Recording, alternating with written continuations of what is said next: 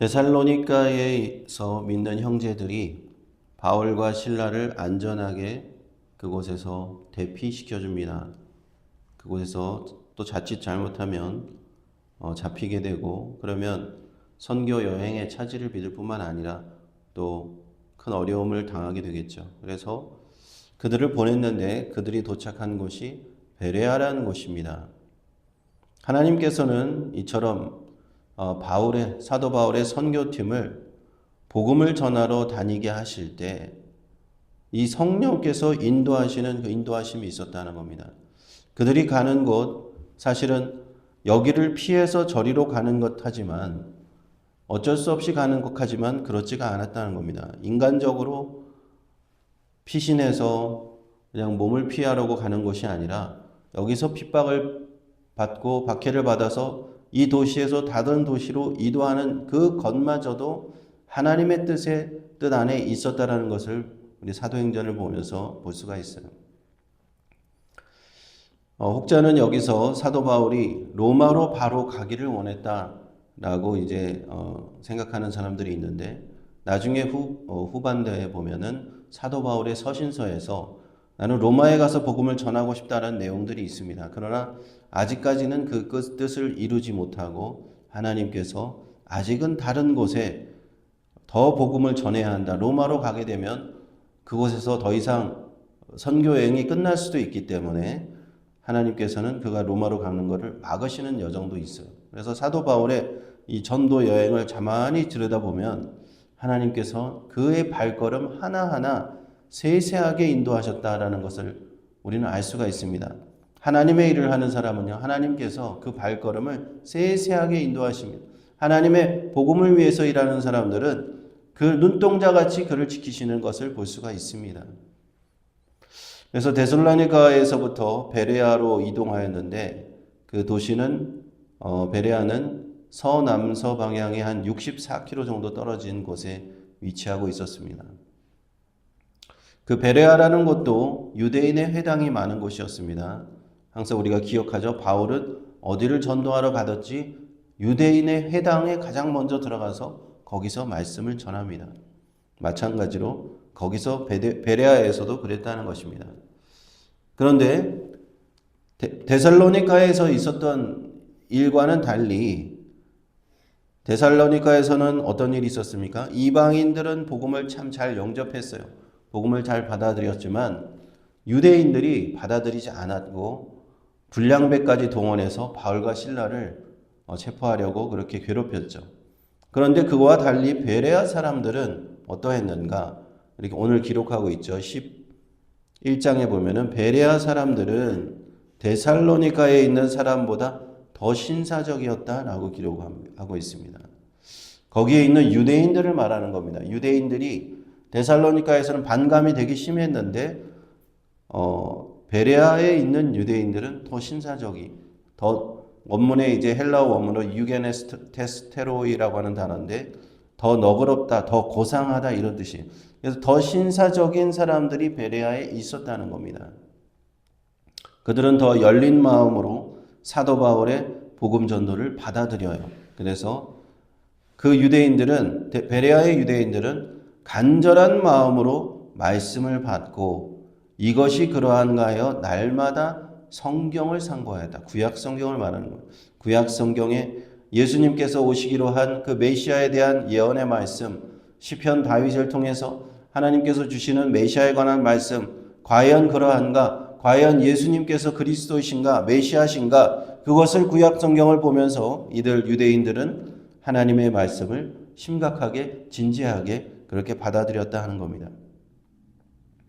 그렇게 하나님께서는 이렇게 핍박을 피해서 새로운 도시 베레아라는 도시로 이동하게 하셨는데 거기서 뜻밖의 이런 신사적인 유대인들을 만나게 하셨어요. 그래서 그 유대인들은요 많이 예수님을 믿었습니다. 또 그 유대인들뿐만 아니라 거기에 있던 이방인 중에도 이제 헬라의 귀부인이라는 것은 이방인을 얘기하는 겁니다. 헬라인 하면 이방인이죠. 이방의 그 신분 높은 여인들, 상류층 여인들을 말하는 것이고 그들 또 남자들도 많이 믿었다 하는 것입니다. 베레아에서도 많은 예수님을 믿는 제자가 세워지고 그곳에도 교회가 세워지게 하는 놀라운 역사를 하나님이 이루셨다는 겁니다. 그런데 13절에 보면은 데살로니가에 있는 유대인들이 바울이 하나님의 말씀을 베레아에서도 전하는 줄 알고 거기도 가서 무리를 움직여 소동케 했다. 이 방해 세력들이 있는 거예요. 그 데살로니가에서 방해했던 그 세력들, 하나님의 말씀을 방해했던 세력들은 영혼들이 구원받고 예수 믿는 것을 방해하는 세력이 있다는 겁니다. 그 세력들이 베레아까지도 쫓아오려고 해서 그 유대인들을 중심으로 하는 그 불량배를 동원했던 그 무리들입니다. 그 무리들이 베레아까지 따라와 가지고 무리를 선동해서 바울과 실라를 또 잡으려고 하는 그런 일을 일으켰습니다. 베레아는 상당히 신사적인 사람인들인데 데살로니가에서 그 먼 데서 또 찾아와서 하나님의 말씀을 전파하는 것을 방해하는 세력이 있었다는 거예요. 그러나 우리가 말씀을 보면 계속 알고 있듯이 이러한 방해하는 세력은 분명히 있지만 하나님께서는 그 방해하는 세력을 아랑곳하지 않고 또 하나님의 일을 진행시키십니다. 분명히 이 땅 위에서 복음을 전할 때 방해하는 일들이 있습니다. 우리가 예수님을 전하고 하나님의 말씀을 전하고 할 때 다 순수하게 받아들이지 않아요. 어떤 사람들은 방해하고 욕하고 그다음 핍박하고 비난합니다. 그런 하나님의 일들, 교회를 세우려고 할 때 많은 방해꾼들이 일어납니다. 여기서 하나님의 나라를 위해서 일할 때 우리를 괴롭히는 세력들이 있어요. 사단마귀의 그런 영적 전쟁이 있다는 겁니다. 그렇지만요, 그 전쟁을 우리가 두려워할 필요가 없는 것이 하나님께서는 하나님의 일을 할 때 꼭 그 사람들을 지켜주시고 성령께서 인도하시더라는 거예요. 그 방해하는 세력들을 다 물리쳐 주시는 줄 믿습니다. 그래서 14절에 보시면 형제들이 곧 바울을 내어보내어 바다까지 가게 하되 실라와 디모데는 아직 거기 유하더라. 믿는 형제들이 이제는 또 바울과 실라가 또 잡히면 안 되니까 또 이제 또 감옥에 잡히고 이렇게 되면 안 되니까 바울을 피신시킵니다. 바울을 먼저 그곳에서 피신시켜요. 실라와 디모데는 아직 거기에 있습니다. 왜냐하면 바울이 가장 중요한 표적이 되기 때문에. 그래서 그를 피신시키고 바닷가에서 배를 타고 한 도시로 보내는데 또 다른 도시로 보냅니다. 그곳이 그리스의 유명한 도시 아테네, 우리가 알고 있는 아테네 도시입니다. 성경에서 아덴이라고 부르는 그것은 지금의 아테네라고 하는 도시죠. 그리고 그곳에 도착한 바울은 실라와 디모데를 빨리 좀 나에게 오게 해달라 하는 요청을 하고 이제 그곳에서 그들을 기다리게 된다는 겁니다. 우리가 이렇게 사도 바울이 2차 전도 여행을 가보면서록 우리가 많은 우여곡절을 겪는 사도 바울의 일행의 모습을 봅니다. 하나님께서 어려움과 환난과 핍박 속에서 그 전도팀들을 늘 도우시는데 하나님의 그 도움의 손길이 있어요. 어떻게 도우시느냐? 늘 돕는 사람들을 붙여주십니다.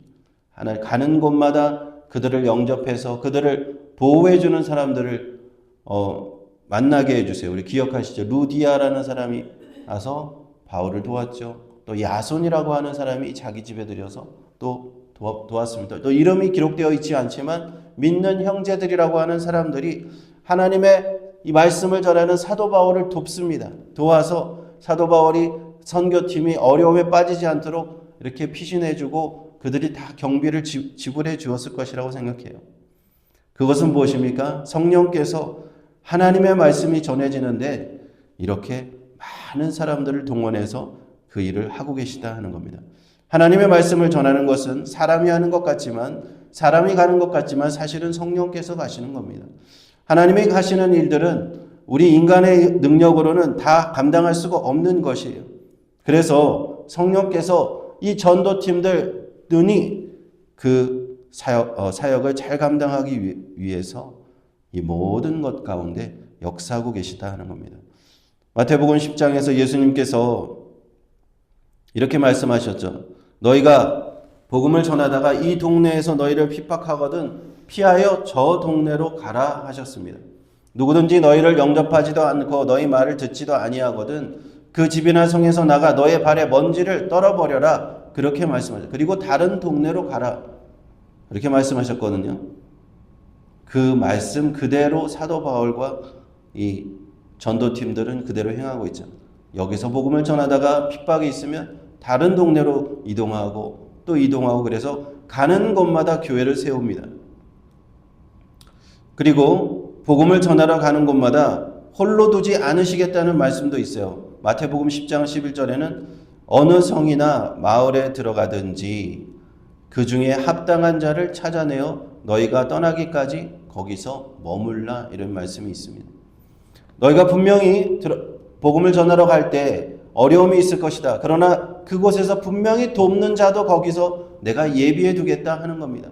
하나님께서 예비해 두지 않으시면 어떻게 그 일을 감당하겠습니까? 나를 돕는 자가 없으면은 선교팀을 돕는 자가 없으면 어떻게 그 일을 수행할 수가 있겠어요? 어렵죠. 그러나 하나님께서는 핍박을 받을 뿐만 아니라 분명히 돕는 자도 얘기하시고 분명히 함께 사역을 하는 사람도 분명히 보내주신다 하는 겁니다. 그런데 그 예수 그리스도의 주님의 말씀이 하나도 틀림없이 사도 바울의 전도 여행에서 그대로 이루어지고 있습니다.